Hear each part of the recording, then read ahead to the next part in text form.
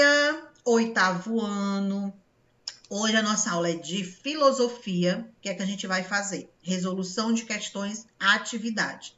Livro, páginas 54 e 55. Vamos resolver juntos e debater sobre o ponto de vista do filósofo que estamos estudando. Professora, preciso copiar tudo? Todas as questões? São 6 questões, professora. Perguntas e respostas? Não, não precisa. Você vai fazer o quê? Colocar a disciplina, organizar o seu caderno e vai enviar só as respostas. Não precisa fazer as perguntas. Principalmente porque vocês têm um livro. E no seu livro tem algumas questões que não dá para responder. São questões, subjetivas, não tem espaço para responder no livro. Então, diante disso, envia tudo no caderno, para não ficar metade livro e metade caderno, certo? Professor, eu não tenho livro. Como é que eu faço? Na nossa aula, eu vou espelhar aqui as questões e aí uma sugestão para você. Se for possível, faz o print das questões ou tira foto, para depois você ter o assunto para lhe ajudar a entender o conteúdo, porque você não vai ter o livro. E envia tudo organizado lá no Class. Qualquer dúvida, vai perguntando no decorrer da aula. Então, hoje a gente tem 6 questões para fechar o nosso capítulo, o nosso assunto da questão de filosofia. Mas antes disso, vamos para a chamada. Bora lá. Ana Luísa, Bruna Eloá, Elizabeth Cristina, Evelyn, Robson, Gabriel Amorim, Graziele, Presente. Ícaro, João Isaac, Presente. João Vitor, Presente. Juan Gabriel, Juliana, Presente. Kaique, Presente. Laura Giovana, Matheus, Maxwell, Presente. Rodrigo, Presente, tio. Sabrina, Presente. Thalita, Yasmin Presente. e Yuri. Alguém não foi chamado? E aí? Então, vamos lá.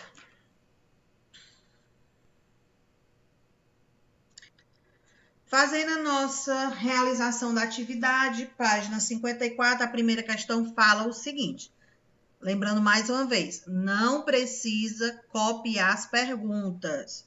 Vamos responder aqui juntos, debater e ouvir um pouco da opinião de vocês.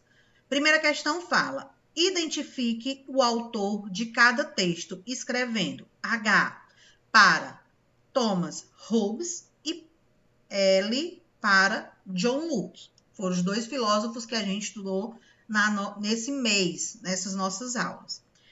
O item A fala o seguinte, é dado que a condição do homem é uma condição de guerra de todos contra todos. Segue-se que numa tal condição, todo homem tem direito a todas as coisas. O item A, ele retrata um pouco a questão de se algo está acontecendo e você, no seu ponto de vista, compreende que pode agir de qualquer forma, sem pensar nas consequências, você está dentro de uma sociedade que não pensa no outro.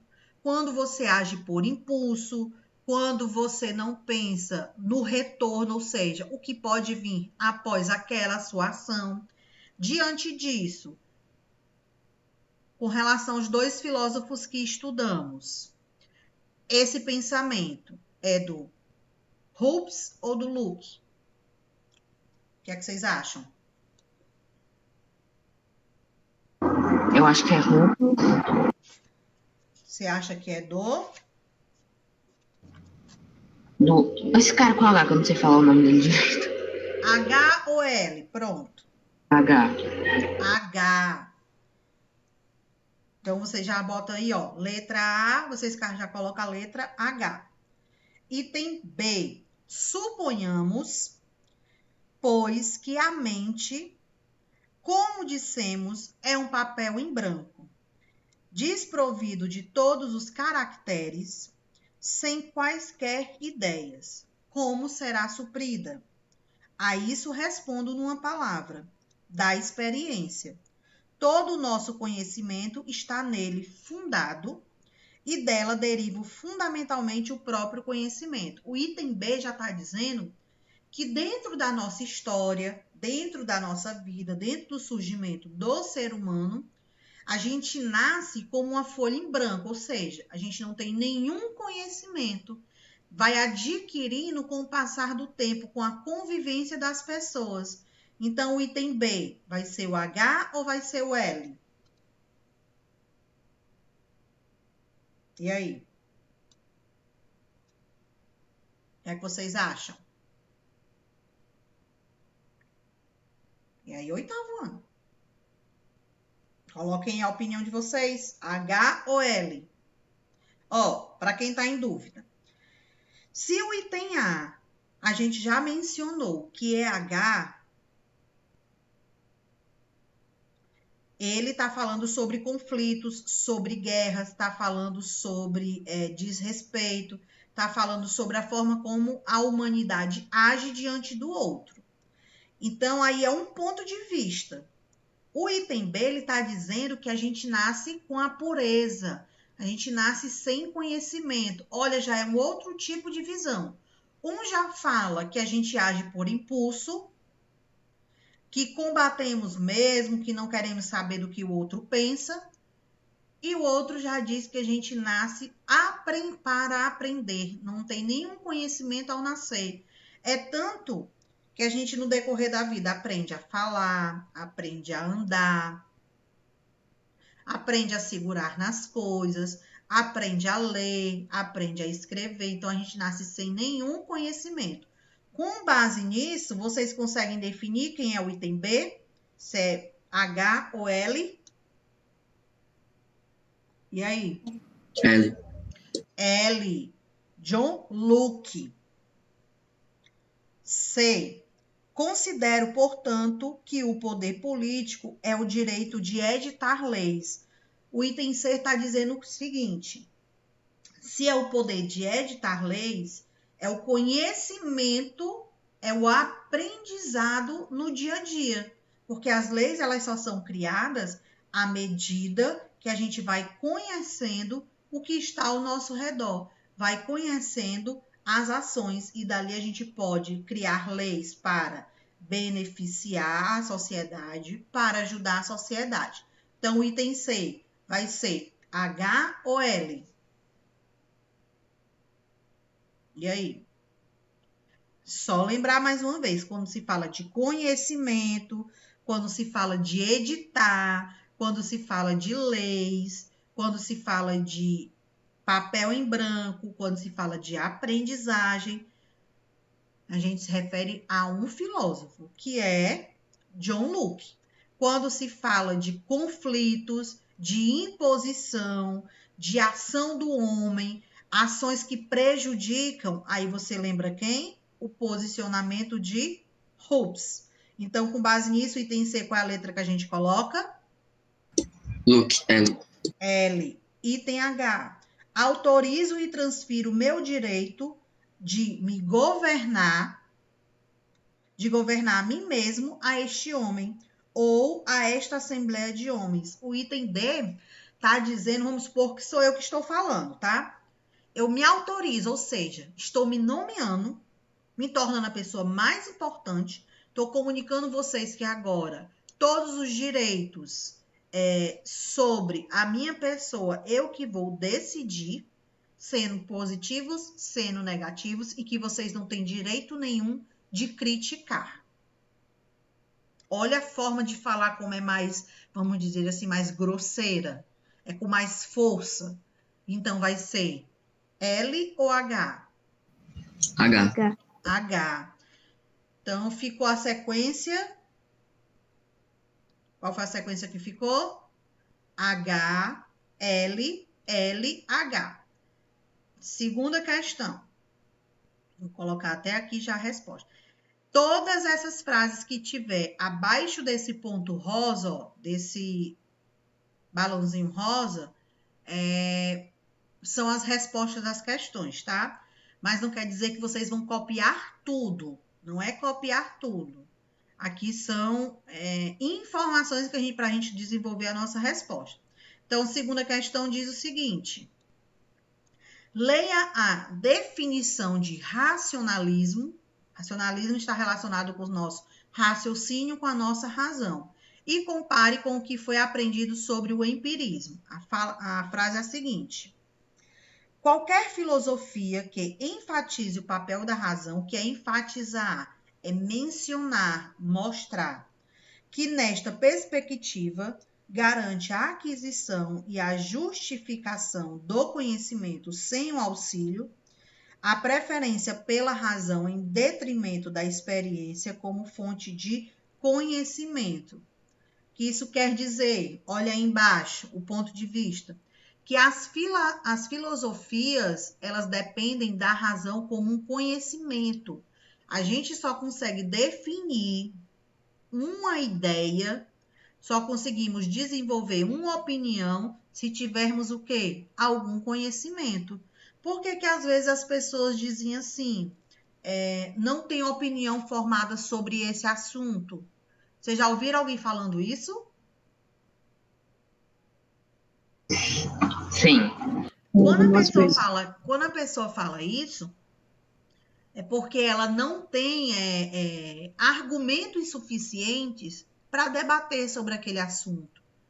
Ela não sabe se o que ela ouviu poucas vezes vai ajudar a desenvolver um processo. Por exemplo, para vocês compreenderem o que eu estou querendo falar.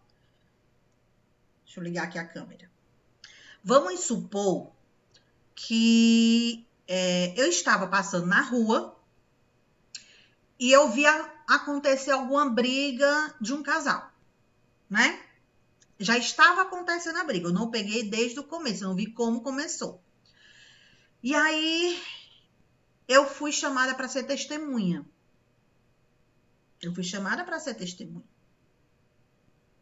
Chego na delegacia, os questionamentos do delegado. Você viu o que aconteceu? Aí eu vou pensar. Eu vi desde o começo da briga? Não vi. Eu tenho argumento suficiente para dizer o que realmente estava acontecendo? Não. Aí eu tenho duas opções. Ou eu posso dizer para o delegado, olha, eu já vi a briga acontecendo, então não sei o que aconteceu antes. Ou eu posso simplesmente, que aí quando eu digo isso, eu não tenho argumentos suficientes, né? Ou eu posso dar a minha opinião com base no que eu vi, dizer, olha, aconteceu isso, isso e isso. Mas será que quando eu digo aconteceu essas coisas, eu estou sendo justa com as duas pessoas? E aí? Sim. Será? Eu já estou andando na rua. Aí eu pego, entro numa outra rua e tem um casal brigando na rua. A briga já estava acontecendo. Eu sou a única pessoa passando. Aí eu sou chamada para ser testemunha de um dos dois. A partir do momento que eu sou testemunha de um dos dois, eu tenho que acusar o outro.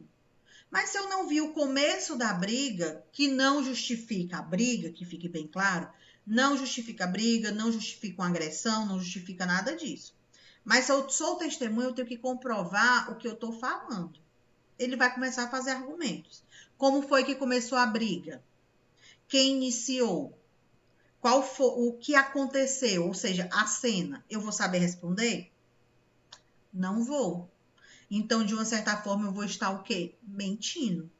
Então, seria mais fácil eu dizer o quê?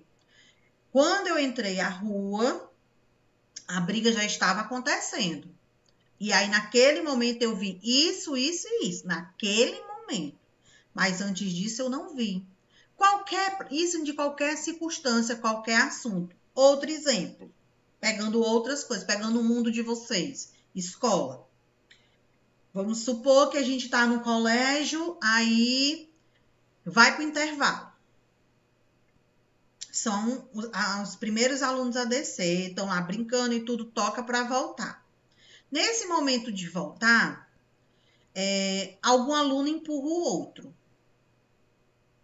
Você viu ele empurrando. Aí você vai ser a testemunha. Eu vi, tia, que na hora do que estava voltando, subindo as escadas, fulano empurrou. É chamado na coordenação. Aí você confirma para a coordenação. Aí é quem estava na briga, nos dois, né? O que foi empurrado e o que empurrou. O que empurrou disse assim: mas você viu o que ele fez comigo? Você viu? Nesse momento? Você não viu. Vocês estão entendendo a posição? Você viu que empurrou. Mas quando tá lá na direção, na coordenação, o que empurrou diz assim, ó. Mas você viu o que ele fez comigo? Aí você vai dizer o quê? Não. Você não viu? Aí vai ficar o quê? A palavra de uma contra a palavra do outro. Um vai dizer que fez, o outro vai dizer que não fez. Um vai dizer que começou, o outro vai dizer que não começou. Não são esses questionamentos? Mas você não viu o que foi que ele fez comigo? Você não viu o que foi que ele falou? As pessoas não falam isso para vocês? Por que que você está se metendo se você não viu tudo? Por que que você está dando a sua opinião se você não sabe o contexto da conversa? A gente define uma opinião com base no que a gente vê. E muitas vezes o que a gente está vendo pode ser errado. Por que que pode ser errado? Porque você está vendo pela metade. Se você viu desde o começo, aí sim, você pode dar a sua opinião concreta. Por isso que existem as testemunhas, porque tem o quê? As várias versões, né? Tem de quem viu só naquele momento, tem de quem viu desde o começo, tem de quem viu depois que a briga acabou. Então, ver de ângulos diferentes. Por isso que em qualquer julgamento, em qualquer ação judicial, precisa-se ter várias testemunhas para poder chegar a uma conclusão. Cada um dando o seu ponto de vista, dando a sua opinião. Se todos derem opiniões diferentes, a justiça vai entender que aquilo ali tem algo de errado. Se todos têm a mesma opinião, o mesmo ponto de vista, quem está sendo julgado vai acontecer o quê? Vai ser condenado. E é assim diante da nossa sociedade. A gente julga diariamente. Às vezes, por impulso, às vezes, porque está dentro da gente, já é um hábito. Professor, eu não julgo o outro, não. Quando eu digo julgar, não é só a questão de ir lá para o lado negativo, não. É você dar também a sua opinião. Vamos supor, vocês estão lá em casa, aí estão olhando aí na internet e vê que alguém fez uma postagem sem máscara num restaurante. Indo para um restaurante ou na rua andando sem máscara, alguma coisa assim.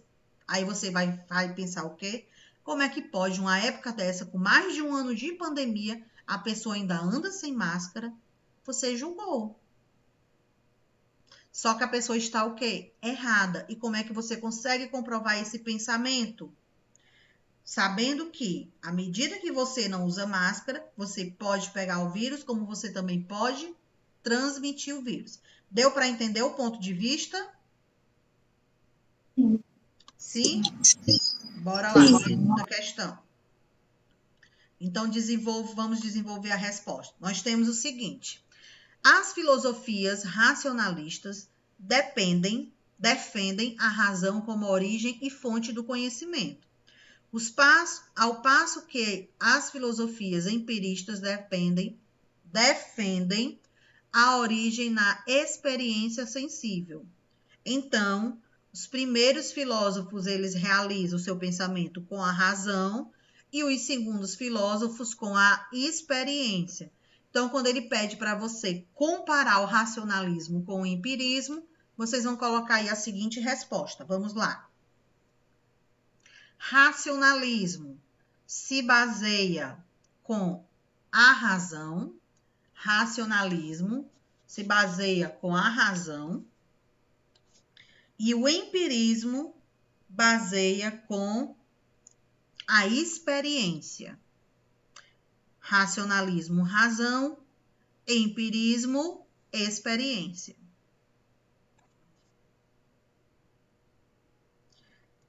Vamos para a terceira questão. Não precisa copiar tudo isso. Terceira. Explique por que a citação de Hobbes, reproduzida a seguir, é uma defesa do empirismo. A origem de todas elas quem? As aparências, é aquilo que denominamos de sensação, pois não há concepção no espírito do homem que primeiro não tenha sido originada, total ou parcialmente, nos órgãos dos sentidos, porque está relacionado com o sentimento, com os nossos sentidos, o resto deriva daquela origem. A causa da sensação é o corpo exterior ou objeto, que pressiona o órgão próprio de cada sentido. Aí o que é que a passagem ela traz como ponto de reflexão? A gente tem aí, ó. Ele afirma que a origem de tudo, o que parece na mente, seria a sensação. Não compreendi, professora. Que as nossas aparências, as nossas sensações, está com base nas memórias que a gente tem. Por exemplo, se eu colocar uma venda em vocês e der alguns objetos para vocês sentirem, hoje vocês conseguem identificar esses objetos? Sim. Sim, porque na memória já tem o quê? Vamos dizer assim, a fotografia daquele objeto. Então, quando você começa a sentir ele, você começa a definir, a ter lembrança daquele objeto. Se eu coloco uma venda em vocês e dou algumas frutas para vocês comerem, vocês vão conseguir identificar que fruta é aquela? Sim, pelo gosto que você já... Frutas que a gente costuma comer, vamos dizer assim, as frutas em comum, né? Se eu coloco para vocês sentirem o cheiro de um perfume, de uma fruta, de um suco, vocês conseguem identificar? Provavelmente sim. Provavelmente sim. Por quê? Porque a gente utiliza os nossos sentidos. E a visão, ela ajuda a gente a detectar exatamente os outros sentidos. Porque a partir do momento que você observa, que você olha, você começa o quê? A guardar na mente, na memória, aquelas informações. E através dessas informações que você guarda, consegue desenvolver os outros sentidos. Então, respondendo a terceira, explique por que a citação é uma defesa do empirismo. Coloquem aí. Que a origem de tudo está relacionada com o conhecimento e a experiência. Que a origem de tudo está relacionada com o conhecimento e a experiência.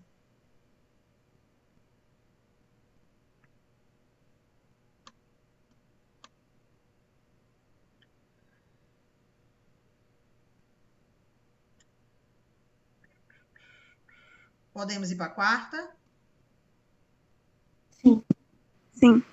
Quarta questão, ela é pessoal. Eu vou só dar algumas visões para vocês e depois vocês desenvolvem sua resposta. É pessoal, tá? Então, nós temos o seguinte. Neste capítulo, você foi apresentado aos filósofos que atribuem a experiência sensível a um importante papel na elaboração do conhecimento. Escreva um breve poema com base na filosofia do empirismo e na pintura abaixo. Não precisa vocês fazerem poema, não precisa. Em 3, 4 linhas, 5 linhas, mais ou menos isso, vocês vão desenvolver a sua opinião. Pode ser mais linhas, professora? Pode. E se eu quiser fazer o poema, eu posso fazer? Pode também. Mas vocês vão desenvolver a sua ideia com base na imagem. O que a imagem está sendo retratada? Nós está retratando felicidade ou tristeza? Felicidade. Eles estão comemorando ou eles estão brigando? Comemorando. Comemorando. Então, vocês vão desenvolver a opinião de vocês, com base na imagem. Vocês vão dizer o que está retratando. Qual a sensação que está sendo apresentada. É uma sensação boa? É uma sensação ruim? Eles estão felizes? Estão tristes? Estão brigando? Estão comemorando? Vocês vão desenvolver a sua resposta com base na imagem, tá bom? É pessoal. Quinta questão. Na citação a seguir, a filósofa, hoje eu tô que tô. A filósofa Marilena Chauin descreve 2 importantes princípios lógicos. Nós temos o princípio de identidade, A é A. Isto quer dizer, uma coisa é sempre necessariamente idêntica a si mesmo. E o princípio de não contradição, A é A, mas não pode ser menos A. Deu para entender? Deixa eu explicar. Vou pegar aqui o exemplo. O A é igual a A. E depois o A é diferente de A. Os 2 princípios. Quando eu digo para vocês, marca texto, são iguais? Não. Eles são iguais? Os 2 são marca-textos. Os 2 são marca-texto. Olha o que eu mencionei. Isso é um marca-texto e isso é um marca-texto. Os 2 são iguais? E aí? De uma certa forma, sim. Os 2 são iguais. Mesmo tamanho, mesmo formato. Agora, quando eu digo, esse é o marca-texto verde e esse é o marca-texto laranja, eles são iguais? Não. Não. Não. Não. Entenderam? Quando eu dou a informação, isso é um marca-texto e isso é um marca-texto, eles são iguais? São. Mesmo tamanho, mesmo formato, mesmo significado, ou seja, usado para a mesma coisa, marcar textos. Agora, quando eu digo marca-texto verde e marca-texto laranja, eles são iguais? Não. Não. Não, porque as cores deles são o quê? Diferentes. Então, quando eu falo A é igual a A, é o primeiro exemplo que eu dei. Marca-texto, igual, mesmo formato. Quando eu digo marca-texto verde, marca-texto laranja, eu estou definindo as cores diferentes. Então, o A e A, eles vão se tornar o quê? Menos A. Vão ser diferentes. Se eu pegar isso aqui agora, se eu pegar isso aqui e disser para vocês, isso é um corretivo. E isso aqui é um álcool em gel. É A mais A ou é A diferente de A? A diferente de A. A diferente de A. Por quê? Já dei informações, trocadas. Eu sei que isso aqui não é um corretivo. Eu sei que ele é o quê? Um álcool em gel. Olha os meus sentidos sendo desenvolvidos. Por que eu sei que é um álcool em gel? Por conta do modelo, por conta do produto que tem dentro e por conta da informação que tem escrita. Desenvolvi quais sentidos? Visão, ficou guardado na memória e eu consegui detectar. Se eu chegasse para vocês com a venda nos olhos, desse para vocês o corretivo e vocês fossem sentir, poderiam definir que era um corretivo? Sim. Sim. Sim. Poderia dizer uma outra coisa? Poderia, mas a grande maioria das pessoas iria definir como o quê? Como um corretivo. Principalmente se eu dissesse assim, ó, utiliza em escola, a grande maioria dos alunos tem no seu estojo. Vocês não iam definir como um corretivo? Iriam, tá bom? Então, esse é o nosso ponto de vista da quinta questão. Então, aqui na quinta questão, ela quer o seguinte: agora identifique as frases 1 e 2 como o princípio da identidade de não contradição e justifique. Bora lá. A frase 1. Meu time ganhou o jogo de futebol ontem, mas fez menos gols. Deixa eu tirar aqui, que aqui eu vou querer a resposta de vocês. Mas fez menos gols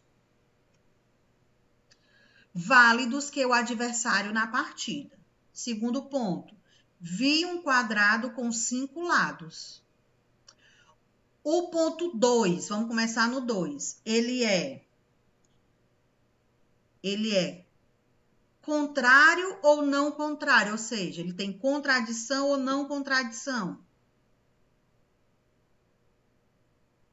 O que é que vocês podem me dizer? Um quadrado tem quantos lados?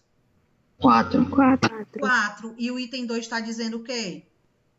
Que tem 5. Ele tem 5 Tem lados. Tem 5. Então, tem contradição aí? Tem. Tem. Então, o ponto 2 é o quê? Não Contradição ou não contradição? Contradição. Tradição. Contradição. Ponto 1. Meu time ganhou o jogo de futebol ontem, mas fez menos gols que o adversário na partida. Como é que eu ganhei o jogo e fiz menos gol? Para ganhar um jogo não tem que fazer mais gols, não? Não é isso? Pegando aí o futebol. Não é assim que funciona? É. Então vai ser contradição ou não contradição? Contradição. Contradição. Porque eu estou falando uma coisa, mas eu estou mostrando que o que eu estou falando não condiz com o que aconteceu. Para eu ganhar, eu tinha que fazer mais gols. Está dizendo que eu fiz menos gols. E o 2, dizendo que um quadrado tem 5 lados. E a gente sabe que um quadrado tem quantos lados? 4. 4. Então, as duas são contradição. Deixa eu colocar a sexta questão para vocês. Vamos lá. Sexta questão, anotem aí a sequência. Item A, S, B, C, C, C e D, S. Pronto? Pronto. E aí, alguma dúvida sobre a nossa resolução de questões? Eu não. Não?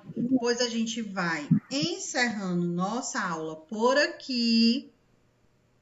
Não esqueçam de enviar essas questões respondidas, organizadas no caderno. Uma boa manhã a todos e um bom final de semana. Tchau! Tchau, tio. Tchau.